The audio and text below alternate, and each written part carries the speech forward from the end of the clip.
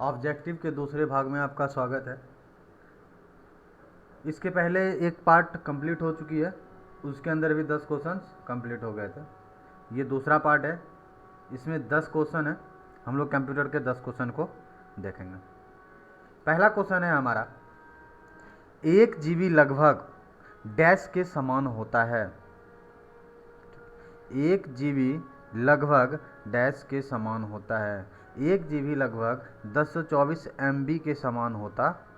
लगभग ये नहीं, पूर्ण रूप से भी कह सकते हैं। 1024 MB बराबर 1 GB ही होता है, और 1024 KB बराबर 1 MB होता है। यानी कि ये जो KB है, ये KB, इतना KB को हम लोग 1 MB लिखते हैं, और इतना MB है तो इसको 1 GB लिखेंगे।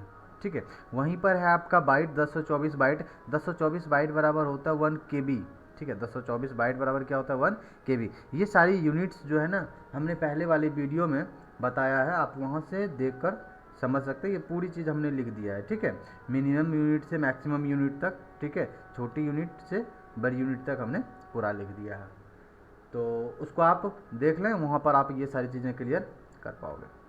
चलिए आगे बढ़ते हैं। हमारा अगला क्वेश्चन है, कंप्यूटर में टीवी का पूरा नाम होता है।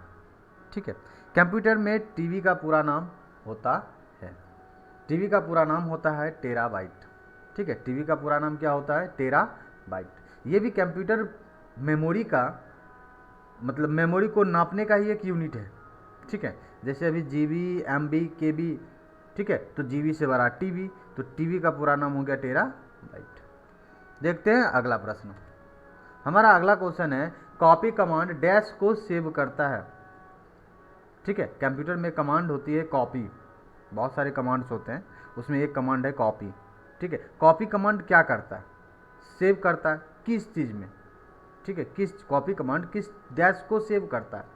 क्लिप बोर्ड को सेव करता है। कहने का मतलब जो कुछ भी आप देख पा रहे हो, जैसे सपोज करो कि ये लिखा हुआ है, इसको जो है ना हम सेलेक्ट करके, ठीक है, कॉपी कर लेते हैं। कॉपी कर लेते हैं तो हमारी स्क्रीन पर कुछ नहीं होता। जब हम कॉपी कर लेते हैं तो हमारे स्क्रीन पर कुछ नहीं होता है, लेकिन जो टेक्स्ट है वो टेक्स्ट माउस पॉइंटर में कहिए, ठीक है, वहाँ जाके क्या होता है? जमा हो जाता है। तो जो आपका क्लिप बोर्ड है, ये सारी चीज़ें जो आपने टेक्स्ट लिख रखी है, चाहे वो पिक्चर हो, ठीक है, तो वो सारी चीज़ें कॉपी होके कहाँ चला जाता है? माउस पॉइंटर में। तो वही है कि कॉपी कमांड डैश को सेव करता है। किसको सेव करता है? क्लिप बोर्ड को सेव करता है। यानी कि आपके स्क्रीन पर जो टेक्स्ट लिखे हुए हैं या जो भी पिक्चर्स हैं, उनको क्या करता है? ये कॉपी कर लेता है, जो भी फाइल फोल्डर है सबको। चलिए आगे बढ़ते हैं। ठीक है, वहीं पर अगर आगे बढ़े तो ये जो आपका है, ये पेस्ट है, ये पेस्ट कमांड है। ठीक है, जैसे ये कॉपी कमांड है, उसी तरह पेस्ट कमांड है। पेस्ट कमांड क्या करता है? जो टेक्स्ट हम लोग या फिर जो भी चीज़ें कॉपी करते हैं ना, उसको पेस्ट करके हम लोग इस, जैसे इसको कॉपी किए, तो ये हमारे माउस पॉइंटर में स्टोर हो गया। ठीक है, तो अब जब इसे पेस्ट करेंगे तो ये माउस पॉइंटर से बाहर आपके स्क्रीन पर आ जाएगा। डेस्कटॉप, अगला ऑप्शन है डेस्कटॉप। तो डेस्कटॉप जो है वो पूरे कंप्यूटर सिस्टम को या फिर स्क्रीन को कहिए, कहते हैं। ठीक है, और इनमें से कोई नहीं, तो इसका आंसर क्या हो जाएगा? Clip board. आगे बढ़ते हैं। कहता सिस्टम के डैश में प्रोग्राम या अनुदेश शामिल होता है। मतलब इन ऑप्शंस में से कौन सा ऐसा ऑप्शन है जिसके अंदर प्रोग्राम या फिर अनुदेश कह सकते हैं, दोनों शामिल होते? ठीक है, प्रोग्राम शामिल किस में होता है? सॉफ्टवेयर में। किसमें होता है? सॉफ्टवेयर में, ताकि सॉफ्टवेयर अच्छे से कार्य कर सके, वर्क कर सके। ठीक है, जो वर्क हम दें उसको कंप्लीट कर सके, इसीलिए इसके अंदर एक अनुदेश होता है। ठीक है, एक आदेश होती है, एक प्रोग्राम बनाया गया होता है, जिस हिसाब से आप काम करोगे उसके आधार पर बनाई जाती है। आइकन, आइकन क्या है? एक छोटा छोटा, मतलब आप जब कंप्यूटर ओपन करते हो या कोई भी चीज़ फ़ोन वगैरह ओपन करते हो, तो हर एक एप्लीकेशन का एक छोटा सा पिक्चर होता है, उसी को हम लोग क्या कहते हैं? आइकन। और ये हार्डवेयर, हार्डवेयर तो कंप्यूटर का जो एक्सटर्नल पार्ट जिसे हम लोग छू सकते हैं, ठीक है, तो वो सारी चीज़ें क्या कहलाएगी? हार्डवेयर। इन्फॉर्मेशन, ये तो कंप्यूटर के अंदर स्टोरेज वाली चीज़ें हैं। ठीक है, डेटा और इन्फॉर्मेशन। आगे बढ़ते हैं। हमारा अगला प्रश्न है, मेमोरी को दर्शाता है। इसमें से कौन सा ऐसा मतलब ऑप्शन है जो मेमोरी को दर्शाता है? तो इसका आंसर हो जाएगा रैम। इसका आंसर क्या हो जाएगा? रैम। रैम मेमोरी को दर्शाता है। ठीक है, ये शॉर्ट टर्म मेमोरी होता है, जो भी काम हम लोग करते हैं वो सारी वर्क जो है रैम पर ही होता है। ठीक है, पिछली वीडियो में इसके बारे में हमने डिटेल से चर्चा की है, और आप वहाँ पर देखकर समझ सकते हो, ठीक है। उसके बाद अगला ऑप्शन है ALU। ALU क्या, अर्थमेटिक लॉजिक यूनिट होता है। ये कंप्यूटर के अंदर जो भी लॉजिकल चीज़ होते हैं उसको टेक ओवर करता है, उसको देखता है ये। CPU, ये तो पूरा मतलब ब्रेन होता है ना कंप्यूटर का, सेंट्रल प्रोसेसिंग यूनिट, ठीक है। CD-ROM, जिसके अंदर हम लोग कैसेट लगाते हैं, जिसके अंदर CD लगाते हैं, उस पूरे डिवाइस को बोलते हैं CD-ROM। तो इसका क्या हो जाएगा, अगर CD रहता तो फिर ये भी मेमोरी यूनिट को दर्शाता, बट ये CD-ROM है, तो CD-ROM हो गया एक ये मशीन हो गया जिसके अंदर हम लोग CD लगाते हैं, यानी मेमोरी लगाते हैं, ठीक है। तो इसका सही आंसर हो जाएगा रे। आगे बढ़ते हैं। अगला प्रश्न है, कंप्यूटर स्क्रीन पर ब्लिंक करने वाले प्रतीक को डैश कहते हैं। जब आप किसी एप्लीकेशन पर काम करने जाओगे, ठीक है, वहाँ पर लिखने वाला, सपोज कीजिए कि आपने MS वर्ड खोल रखा है, नोटपैड खोल रखा है, वर्डपैड खोल रखा है, तो आप देखोगे कि एक पतली सी लाइन है ना, वो कभी मतलब जलेगी बुतेगी, ठीक है, एक भूख भाग कह सकते हो, वो करते रहता है, तो यानी ब्लिंक कर रहा होता है वो, ठीक है। तो वो जो पतली वाली लाइन है जो ब्लिंक कर रहा होता है, वो उसको क्या कहते हैं, ठीक है, तो उसको कहते हैं हम लोग कर्सर। क्या कहते हैं, कर्सर, ठीक है।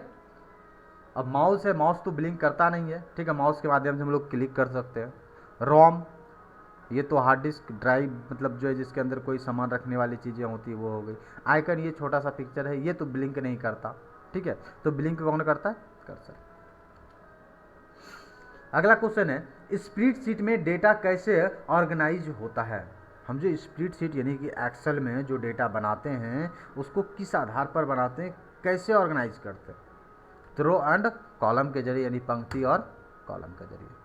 लाइन साइड स्पेस नहीं होगा, क्योंकि लाइन में स्पेस, ये पूरी लाइन नहीं होती है। अगर पहला ऑप्शन पर है कि लाइन एंड स्पेसेस होंगे, तो पूरा लाइन ये नहीं होती, एक छोटी सी बॉक्स होती है, ठीक, उसके अंदर हम लोग लिखते हैं, फिर उसके आगे उसके नीचे बॉक्स होती है, ठीक है, यानी कि रो की तरह भी, मतलब रो में भी बॉक्स होगी और कॉलम में भी, रो में भी बॉक्स होगी, इस तरह से छोटे छोटे बॉक्सेस होंगे, कॉलम में भी इस तरह छोटे छोटे बॉक्सेस होंगे। तो जो डेटा बनानी है हमें से रो और कॉलम में बनानी होती है, उसमें लाइंस पूरा नहीं होता, यहाँ से यहाँ तक एक लाइन होगी, ऐसा नहीं होता।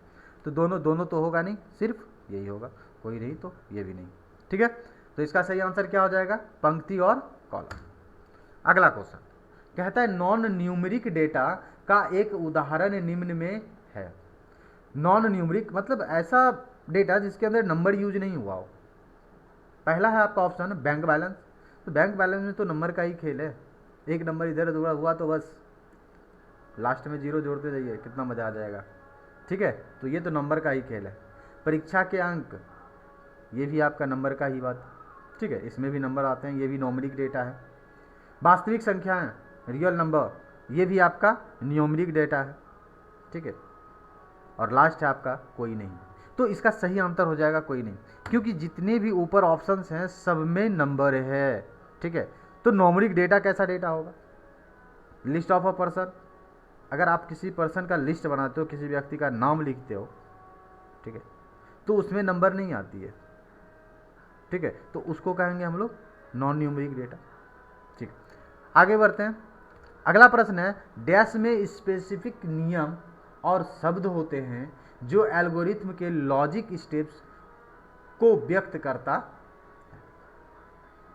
पहला ऑप्शन आपका प्रोग्रामिंग लैंग्वेज, सिटैक्स, ठीक है, प्रोग्रामिंग स्ट्रक्चर और चार्ट।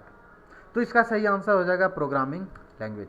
प्रोग्रामिंग लैंग्वेज में ही शब्द होते हैं जिसके जरिए कोई भी प्रोग्राम या फिर कोई भी सॉफ्टवेयर वर्क करता है।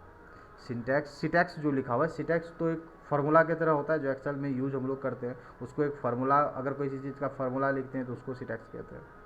प्रोग्रामिंग स्ट्रक्चर, ये जो हम लोग कोई भी सॉफ्टवेयर होता है ना, उसका जो देखने का जो नाक नक्शा होता है, ठीक है, वो किस शेप में दिख रहा है, वो सारी चीज़ें स्ट्रक्चर होती है। तो उसमें लैंग्वेज नहीं होता है, ठीक है, यानी उसमें शब्द नहीं होते, उसमें कोई रूल्स नहीं होती, कोई वर्ड नहीं होती है, वो एक नक्शा होता है।